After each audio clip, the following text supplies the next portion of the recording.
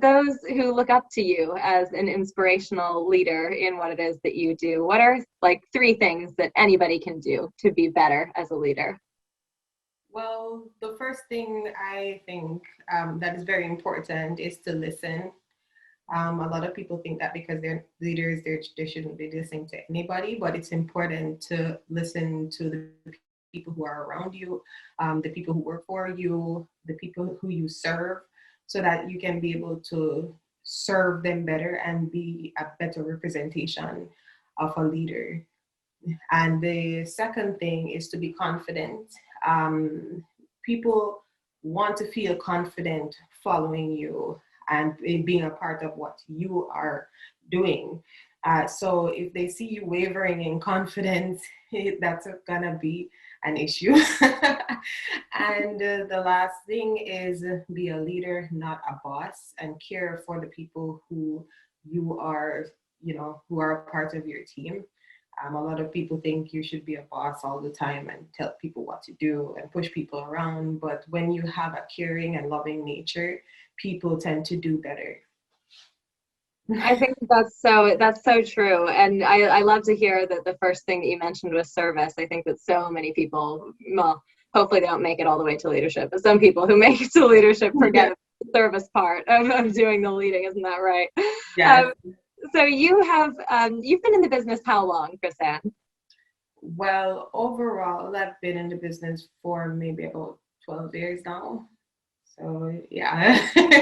You've seen it change. The education industry is constantly evolving, growing, changing. And I know that you focus on Canada. So you must have seen your impact growing and changing as well, because you send students to Canada. You're actually changing the cultural identity and the way that Canada looks and feels for people who live there, which I think is an incredibly important part of what we do together through our GUS Global Partners. So I'd just love to ask you, as you see your company certainly as a major contributor to global diversity and to the number of women, in fact, in higher education as well, who are pursuing their dream of studying abroad, how does this influence how you see and how you run your business? I think that it sounds like you work very hard to establish that trust with them. Of course. I am a part of a family-owned business led by 3 very powerful and beautiful women. And I always feel very proud when I see female students looking for this opportunity, which the majority of our students are female. And it's very important to us, because we are also in this male-dominated society, to know that people are using this opportunity to develop their career, their ambitions, and seeing also them going to occupations that we never heard of. It makes us feel like women are becoming a lot more ambitious and creative in their approach to the working place. So yeah. Wow, and that must push you to feel like you have to be more creative and more ambitious as well in order to keep advising them. Always. And that's our approach to everything that we do, being creative, being innovative, and just being able to serve as effectively as we can and be as relevant as we can. Our goal is to be an international student resource center. So. Of course, certainly. And I remember something about you guys from early last year when I had first started at GUS. I don't know if you remember, but it was right as the coronavirus pandemic was kicking up, and you guys ended up canceling an in-person event, and we moved it to an online event, and it was incredibly successful. And that was something that we were so thrilled to see one of our partners who was so ready to jump on the idea of, we'll make it a virtual event, we'll do it tomorrow, whatever it takes. It was such a rare response.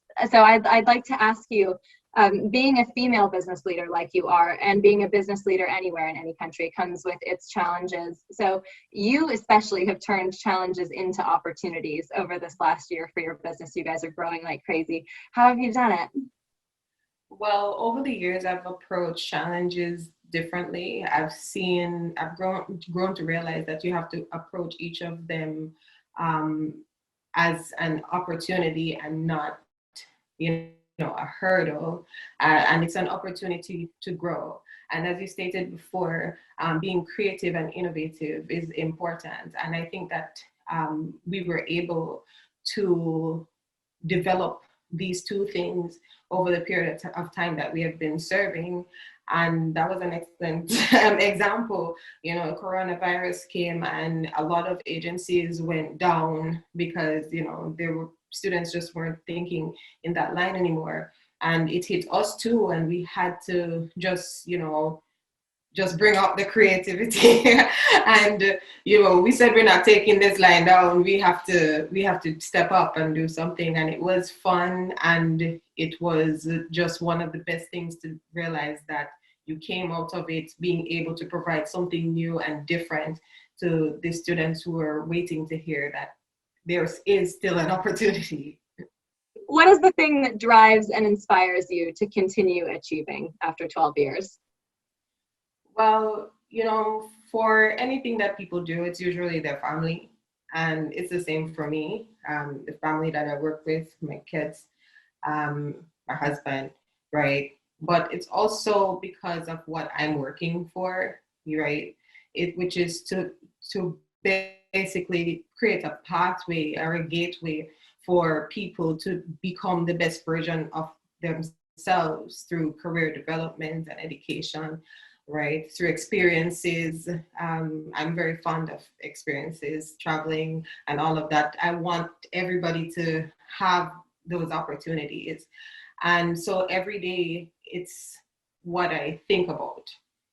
This is why I'm here. And when it gets harder, this is why I'm here. And I continue to do that. That's my drive. Purpose. Amazing. I love that. So as the world grows increasingly digital, we talked about some ways that you, a female-led family business, were able to roll with the punches and get with the times and did very well. So women frequently are left behind when it comes to careers in technology and STEM. We hear about it all the time.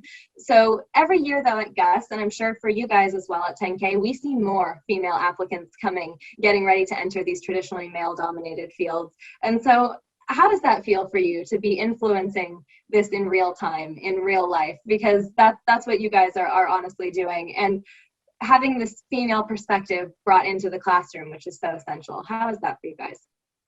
Well, of course, it feels amazing to be a part of such a growth, right? As I said before, in a predominantly male, environment, it's always a breath of fresh air to get the opinions of a female, especially in an occupation that is male dominated, right?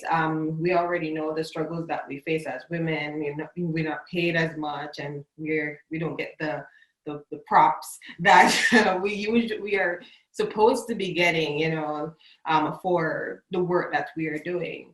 So to have more women being a part of this, it builds that kind of strength to what we're working for together throughout the world as females. And we are very, very proud to be a part of it. I couldn't agree more. Let's celebrate more women in their own time while they're still here with us. We don't have to wait, right? Yeah. What is your message, Chris-Ann, to the next generation of women in education? My message, well, for the women who are in education, just don't give up. Continue to strive for what you are doing, and what you want to do, and don't let negativity get you down. Push past it, and continue to be the best version of yourself. You describe yourself as resilient. So how does your resiliency tie in together with your passion for education and global student mobility? As resilience suggests, right? It's basically conquering, things and moving forward despite things that are being thrown your way. And through my entire experience with sending students to study overseas, we have experienced so many things that have kind of pushed us to say, you know what, stop, just don't. And just through all of the things that we feel that we are passionate about, and me specifically, because I'm so passionate about what I do, no matter what it is, I find a way to conquer it. And I'm conquering it because of the people who are a part of it and who believe in us. And, you know, they come to us for a service, and it's not just a service, it becomes a friendship, a relationship. And I'm still friends with a lot of the students who go through our programs. And so I believe that I'm resilient because of the people who I come in, you know, contact with, or partners, my family, my students, our team, and they encourage me to push forward no matter what it is that will come our way.